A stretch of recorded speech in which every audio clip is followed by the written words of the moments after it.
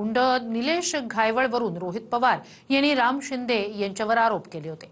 पण निलेश घायवळला अनिल देशमुखांच्या मार्फत रोहित पवारांनी पासपोर्ट मिळवून दिला असा आरोप राम शिंदे यांनी केलाय। तर पुणे पोलिसांकडून पासपोर्टवरून चौकशी सुरू केली आहे। पाहूया। हा पासपोर्ट मिळण्याच्या संदर्भामध्ये आमदार रोहित पवारांनी तत्कालीन गृहमंत्री अनिल देशमुखांच्या मार्फत हा मिळवून देण्यासाठी प्रयत्न केला, हे त्यांच्या नातेवाईकांनी सांगितलं। फरार पुण्यातल्या गुंड निलेश घायवळवरून रोहित पवार राम शिंदेंकडे बोट दाखवत आहेत। पण आता हे प्रकरण रोहित पवारांच्या दिशेने जाते की काय असा सवाल आहे। 2020 मध्ये महाविकास आघाडीचं सरकार असतानाच स्वतः रोहित पवारांनीच निलेश घायवळला तत्कालीन गृहमंत्री अनिल देशमुखांच्या मार्फत पासपोर्ट मिळवून दिल्याचा आरोप राम शिंदेंनी केला। तर रोहित पवारांनी राम शिंदेंना प्रत्युत्तर दिले।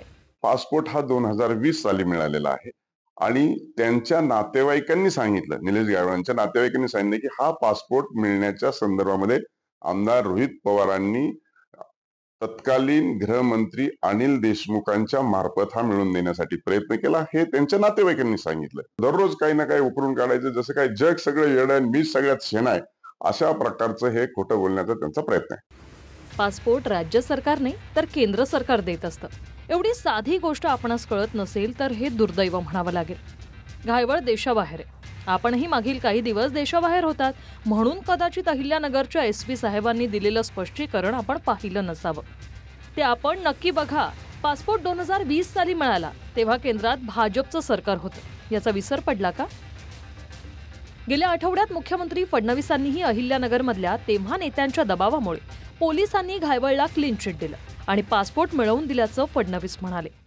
पासपोर्ट मिळवण्याकरता त्यांनी अहिल्यानगर जिल्ह्यामध्ये ॲप्लिकेशन केली आणि त्यावेळी तेव्हाच्या नेत्यांच्या राजकीय दबावापोटी त्यांना पूर्णपणे क्लीन चिट पोलिसांनी दिली आणि अहवाल सादर केला की यांच्यावर कुठलाही गुन्हा नाही आणि त्यामुळे हा पासपोर्ट त्यांना मिळाला।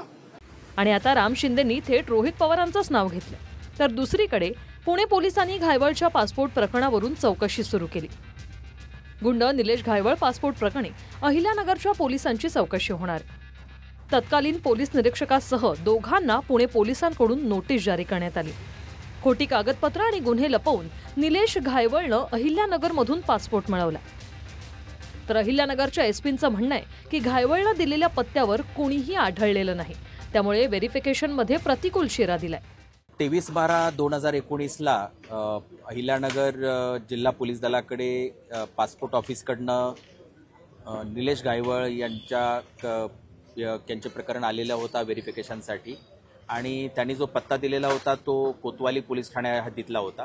कोतवाली पोलीस ठाण्याने जेव्हा व्हेरीफाय केला तेव्हा त्या पत्त्यावरती ती व्यक्ती मिळून आली नाही। हा प्रतिकूल शेरा दिलेला होता की या पत्त्यावरती ही व्यक्ती राहत नाही, अशा पद्धतीचा अहवाल जो आहे तर तो पासपोर्ट कार्यालयाला तेव्हाच जो आहे तर कळवण्यात आलेला आहे। राम शिंदेंचा गुंड निलेश घायवळ सोबतचा एक व्हिडिओही व्हायरल झाला, ज्यात घायवळ राम शिंदेंच्या पाया पडताना आणि प्रचार करताना दिसतोय।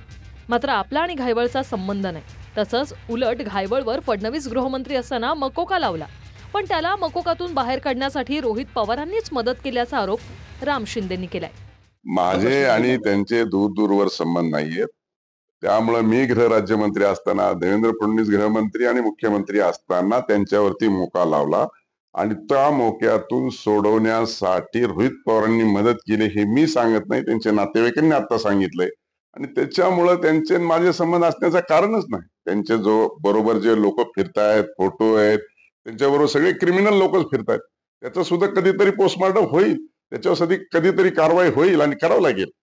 तुम्ही दुसऱ्यावर ज्यावेळेस एक बोट करता त्यावेळेस स्वतः देखील 4 बोट असतात, हे लक्षात ठेवलं पाहिजे। राम शिंदेंचे आरोप गंभीर आहे आणि निलेश घायवळ हा फरार आहे। पण आता गुन्हेगारी पार्श्वभूमी असताना पासपोर्ट कसा मिळवून दिला, इथे प्रकरण पोहोचले।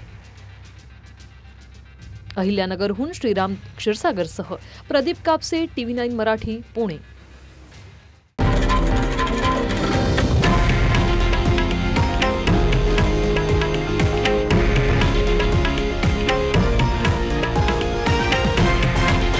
हे आहे देशातील नंबर 1 न्यूज नेटवर्क आणि आपण पाहत आहात TV9 मराठी, एकमेव।